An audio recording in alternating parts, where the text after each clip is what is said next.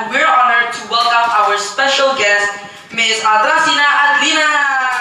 Let us introduce ourselves to you. Hello everyone, welcome back to our talk show, and I'm Shaylin. I'm Annette. I'm Frederick. And I'm Eileen. And today we're from Gen Y School and we're from Sec 2B. I know Indonesia's marine life is in an alarming condition. I heard it's because of plastics, if I'm not wrong.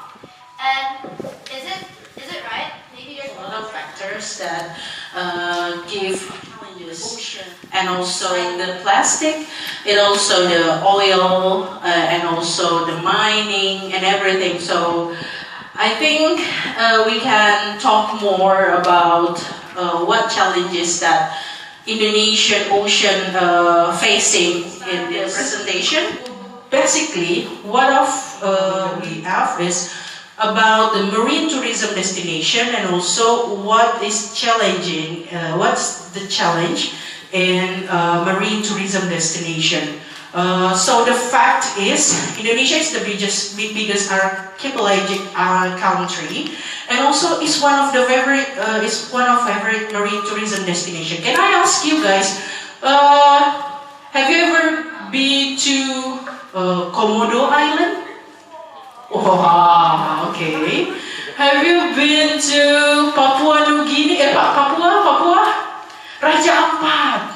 That's very pristine place. Hi, have you been there? And are you facing the challenges because we go to the pristine place like Raja Ampat and Komodo, and then can you imagine after we went there, we used the plastic and everything, and it's because and after that it's make more plastic in that area. So can you see that the trend for mass tourism is some of them is marine conservation area, and also there is no very good regulation in that place, and also the irresponsible tourism business. Like there is a tourism agency after they went there, and then they don't think about the plastic and everything. So the challenge is land and water use, pollution, waste and rubbish, energy waste, landscape changes. Can you imagine after a lot of resort, and then make the place is more destructive, and also damage to vegetation and ecosystem, and disturbance to flora, fauna and humans. Because we snorkeling, we diving, we use sunscreen, right? When we dive, and then because the use of sunscreen is also damaging the coral reef. Okay, some sunscreen is not good to use when you're going to the beach. There is several sunscreen that need to change. Yeah, I forgot there's some ingredients that's not good for the coral, because can you imagine coral is vegetation or an animal? Coral? Animal or vegetation? Animal? Yeah, coral reefs is animal. So some animal, very tiny animal lives in coral. When we use sunscreen and then we dive or we snorkeling in the near to the coral reef, it can damage the coral reefs. So there is a strategy to make a sustainable marine tourism. First is responsible marine tourism. Plastic-free ocean, we are raising awareness to reduce plastic waste leakage in the ocean. And also, we give awareness to the people. So one of them is community-based WWF. There is some better management practices.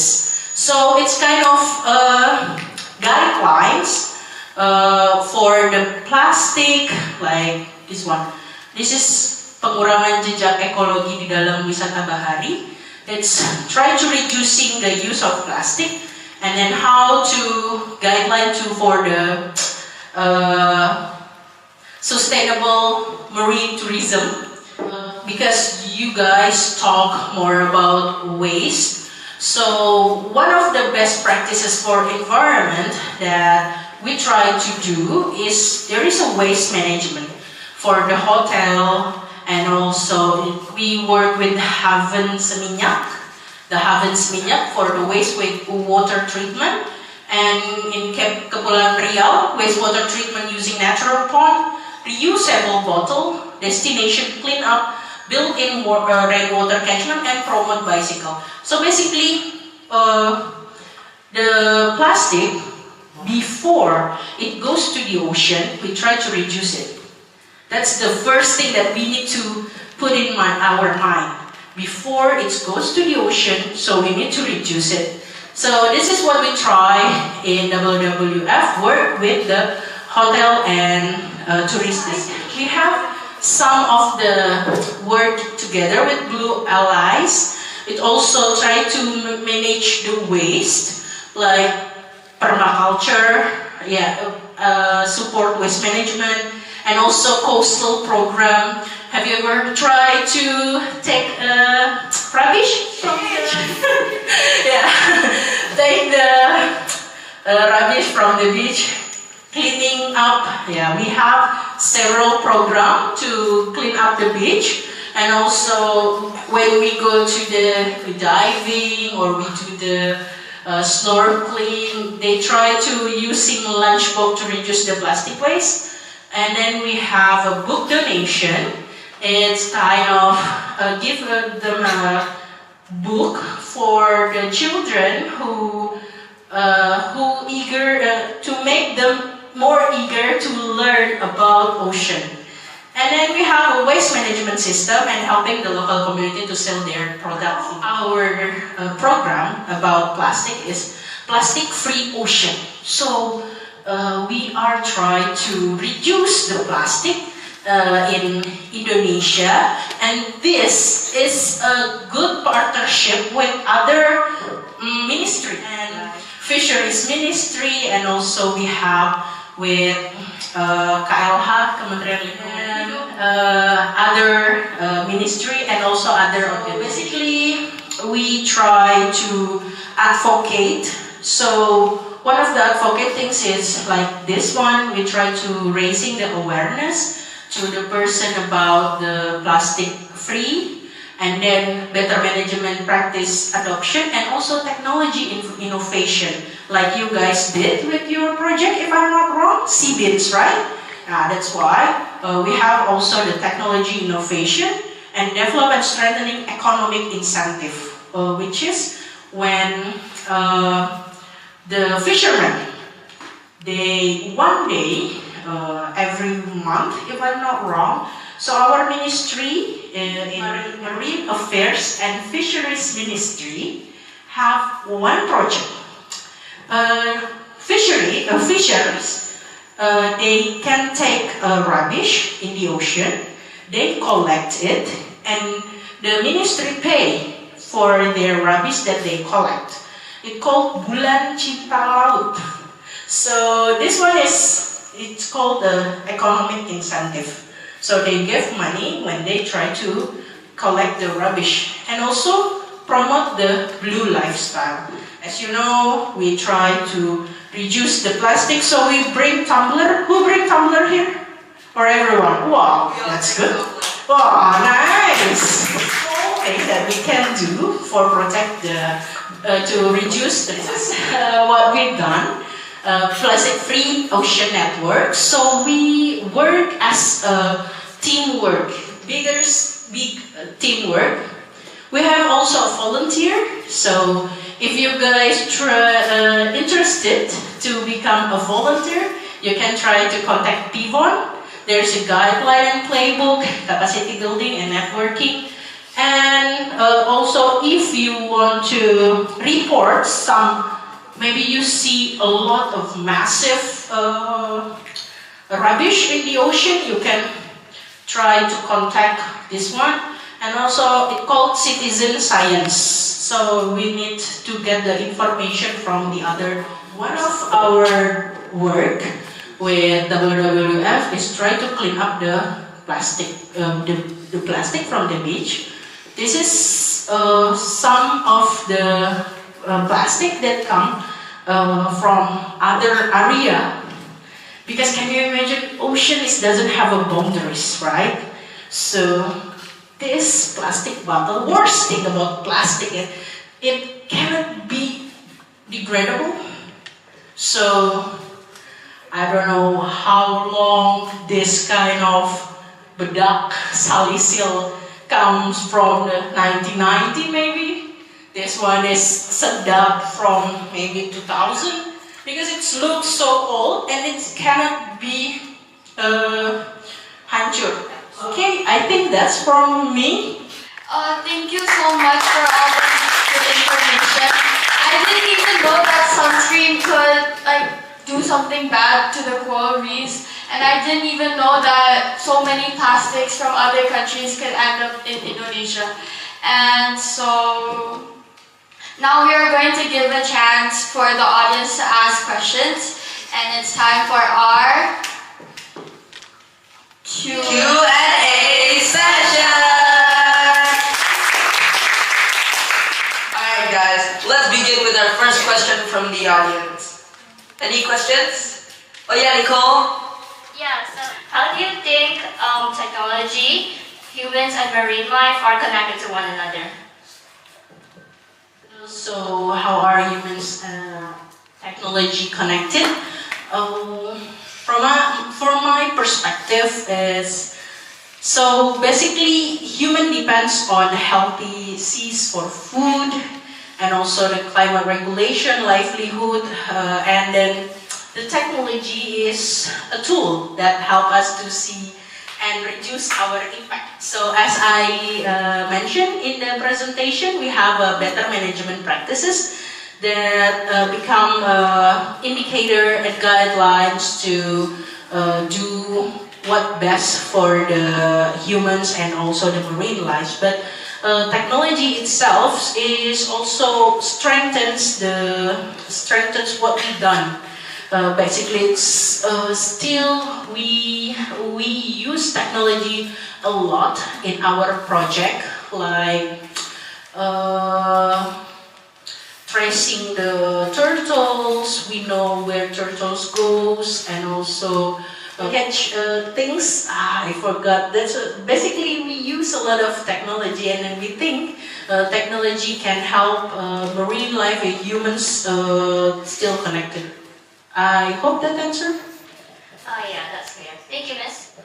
okay, so next question. Oh yeah, from Mr. Heaven, please. Okay, so what do you think are the biggest dangers to ocean animals here in Indonesia, and why is it so important that we quickly help? Okay, nice question. So basically, what the biggest threat? First, of course, the plastic. We do everything what we've done right now. It's doing use plastic, like this laptop, and then everything like your shirt, right? This also come from plastics, and then your what else? A lot, I think. It's depend on the plastic. So and then after we use that in Indonesia, the regulation is still not really good, I guess. So sometimes the plastic goes to the ocean and become a microplastic. Have you ever heard about the articles that plastic found in the fish? Right? So basically we already eat a lot of plastic. Suka tidak suka, how to say it in English? Yeah, so first, that's the biggest threats, it's plastic. And after that, there's also the changing of the ocean temperature. Because the temperature is going so hot, and then it makes the ocean more acidic.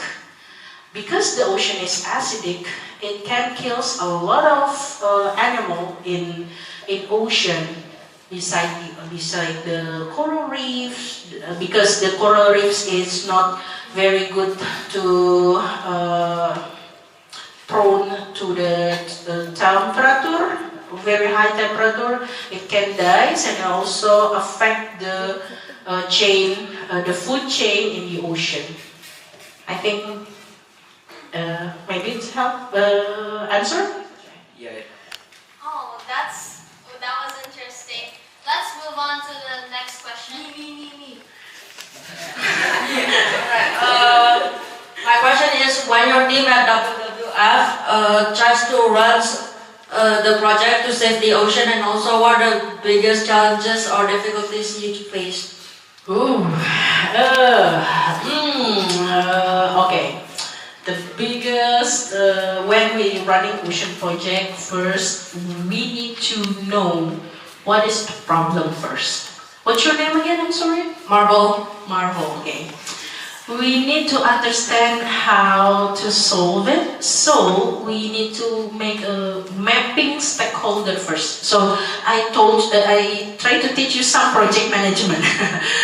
First, after we got the information from the community, we try to see the knowledge from our knowledge, and then maybe integrate it with the technology, and then we try to implement it. The biggest problem is also about the funding. So after we know the problem, we will try to sell the idea and the problem solving to the funders, to the donors. We asking maybe after we got the funders, we can implement the solution that we came up from the talk with the community and everyone, and also the knowledge. Yeah, some kind like that helps. Yes. Okay. Next question. Okay, guys, we still have more questions from our classmates. Julius. Oh yeah, sorry. Julius. My bad, guys. My bad. I'm really my fault. So how will today's technology help protect the marine life? There's a lot of technology that we use. Some of them is satellite tagging. So we work with NOAA. So we try to tracking the leatherback turtles. Have you ever seen turtle? Oh, okay. So we try to we put the satellite tagging in their carapace, hard back of the turtle. Yeah, we put the satellite, and then we found that this animal is just not living in Indonesia. It goes to the California. So after we know the information, we can talk with the United States person that, hey guys, this turtleback is just not living in Indonesia. Maybe you can give us some money about the to protect these creatures, just not to be hunted by the Indonesian people, because you know in some Indonesian area, some of them still eat the turtleback and also eat poaching their eggs. Can you imagine? And they eat that. That still happen in Indonesian area. And beside the satellites, we use also the acoustic tags, eDNA barcoding, so we know these marine mammals lives in several areas, and also we try to use traceability apps. Do you know where your fish come from? No. Yeah, that's why we try to give an information about traceability apps, so we know where's the fish source come from. Is this fish come from the destructive fishing, or this fish is taken by pole and line? There's some ways to take a fish, and then we can know that from the technology apps. I think that's why technology is very helpful to give us some information also, and then spread the awareness for the other people. So our class has learned about inventions like the seabin that collects floating trash. Do you think these kinds of inventions are a good way to help solve the plastic problems in our ocean? Can I see how seabins works? Because I don't really have any idea what kind of seabin. Can you explain it? So how it works? Can I get explanation from you, Frederick? Oh yeah, okay, so this sea bin is actually supposed to suck plastic from the surface of the ocean. So let's say there are many plastic, let's say bottle. The sea bin will use the filter pump and the plastic will get in here. The water will still go through, but it will let's say, it will suck lots of dirt near the ocean. Oh, nice. So can I ask you, where you put this electric socket? Now that's still a question to us, but I was just thinking maybe we can make like electricity that goes to certain parts of the ocean, only certain parts. Okay. That maybe like we can cover electricity with plastic, so there won't be an electric shock in the ocean, which will kill many fish. Oh, nice. So maybe we can cover that and we can stick this to the bottom of the ocean if the cable's long enough, of course. So this one is in the shallow water, or? Oh no, this is just a prototype. Oh, okay. So basically it will be bigger like this rather than this, right? Yeah. Oh, so it will suck all of the microplastic here, right? Yeah. It's going up here, and then some of you guys will take it and then collect the rubbish. So we will collect it like this. Oh, And we can throw it nice. away and then we can put it back in. Ah, okay. Wow, it's really cool idea, I guess. So yeah, I can imagine when they're going to the sea and then there's a lot of plastic and then it goes here because it's sunken and then it will dry, right? It's So the plastic will be stuck here. yeah, and then the water still goes here and then goes Goes out here. here. Okay, nice. I think this is really nice idea. Thank you. Oh, this is guys you do as a team or a class or? As a class. Wow, nice. Good job, guys. Wow. So you already tried it? Or Yeah, we already tried it. wow, And it works. nice. It works. It works very well. Wow, nice. So this one is, I think, it can be worked in the ocean, because I believe every small part that we do in our life to make Earth better, it's will helpful for the future. Nice. Oh, yeah. Thank you. This answer is help you or not? What's your name? I'm sorry. Quina. Okay. Move on to the next question. Actually, the next question is Alice. Yeah. How do we, as students, make the difference in the ocean to our neighbors? As a student, there's a lot of things that you can do, guys. Like you said before, you guys already using tumbler, right? Let's also reduce some single plastic. And maybe we can try, you already did with your seabins. It's already sorting the waste. It's also a help as a daily things. And like this, maybe after you guys know the information about the sunscreen, you can spread awareness to your friends, and then talk about how ocean need us as a person to help them still in a good condition. Besides, we can try to, who always eat fish every day? Who? Frederick? You eat fish? Yeah, we can also try to eat the fish, because when we eat fish, we support the fishers. Yeah, we also support the fisher, because when someone buy their fish, so they can still doing the sustainable livelihood. And join the citizen science.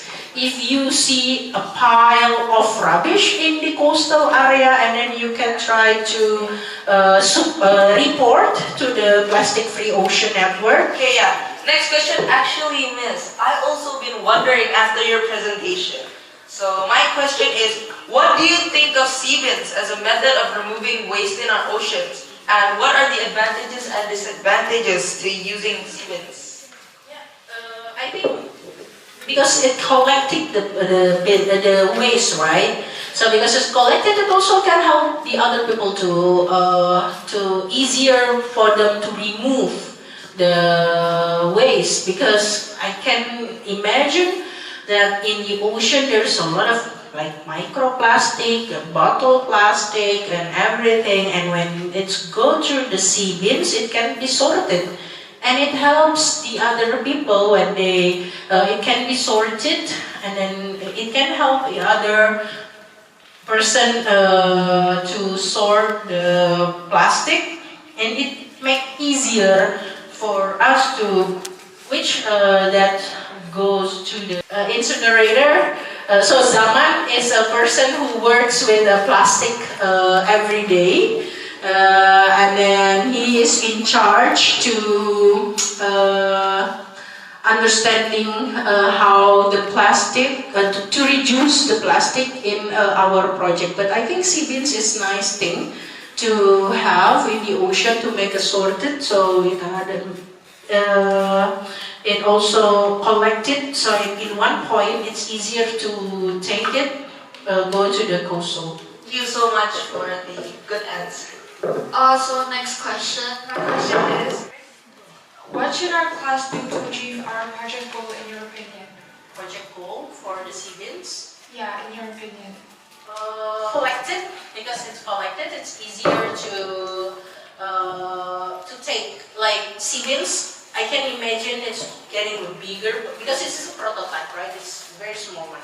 And then when you guys try to have a bigger one, it can also be collected, and it, as I mentioned before, the Marine Affairs and Fisheries Minister have a program called Bulan Cinta Laut.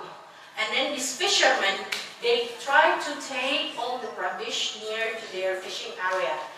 With sea bins, when you try to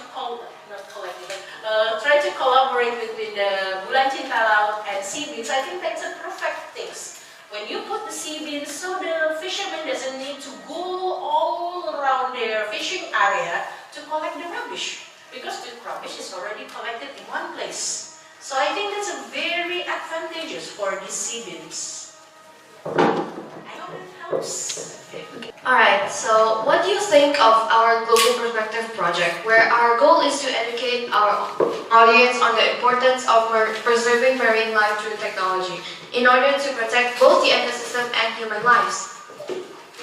I think that's a very nice project. Your class project is really good idea to do the sea bins project, because if you guys work together, that's the nicest things, I guess, because you put all of the effort and also the knowledge to preserve the marine life and ecosystem. And beside, I think that's better is when you try to put this in social media and anything, you can put more information about the sea bin. It's more widely with the video. Have you have the video about this prototype before? I think we do. Oh, we can try to see it maybe in Instagram or in TikTok. So where you guys put the information about the sea bin? Oh, we're planning after this. We're gonna post some of the information. Ah, okay, nice. So maybe after this, you can try to put the emphasizes, not to like put the broader information to people. So I think it's very also give the information. Oh yeah, sorry. Yeah, because we're actually making a website, but we have to finish a bit more, and then it'll be published soon. Oh, okay. We're waiting for that. We need to give them applause. Wow.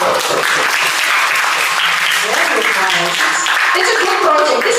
This is kind of competition, or may I ask? I'm sorry. Is it a competition from your school, or it's a broader competition? No, it's from our school and our grade,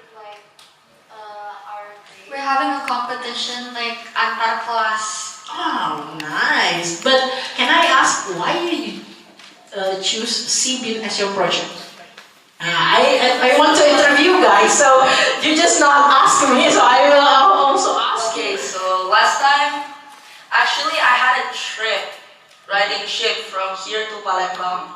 Okay. Just on the way there, it's very short distance. Like, it's not like a humongous distance.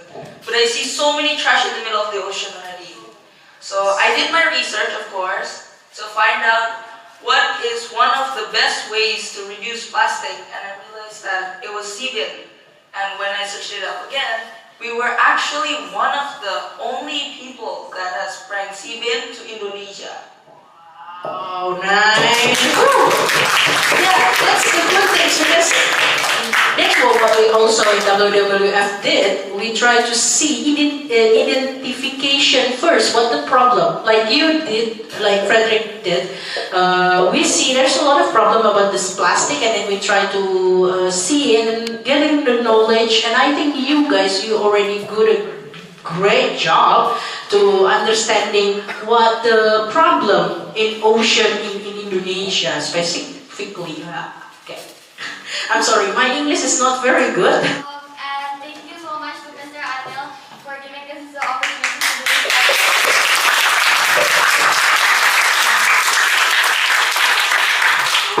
It's really nice to know this Indonesian future. It will be so bright.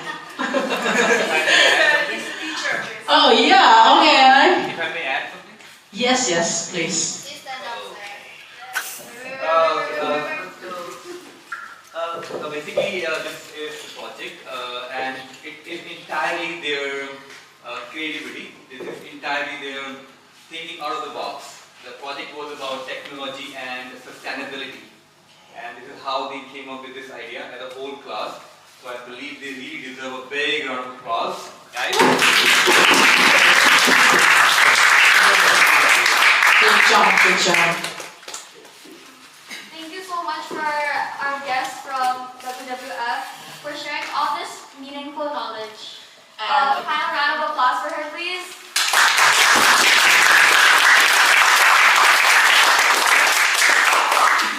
Okay, through this session, we realized how much technology can truly make a difference in saving marine life, which is actually something we all learned, something new we all learned. Our seabin project showed us that even simple inventions can have a huge impact by collecting trashes every day at the ocean and making the ocean cleaner every day too. Yeah, and also the more people know about inventions like seabins, the closer we get to protecting marine animals and creating a sustainable future for everyone. 1, 2, 3. Together, Let's keep the ocean clean with innovations like seabins. Okay, I really want to know who will get the prize for this project. Please let us know. I hope you guys win the first place because yeah, this technology is really nice to see, and then how to collect it as like you guys are very young, bright, and then you guys come with this idea. I hope you guys win and then become the first place. Good luck, guys!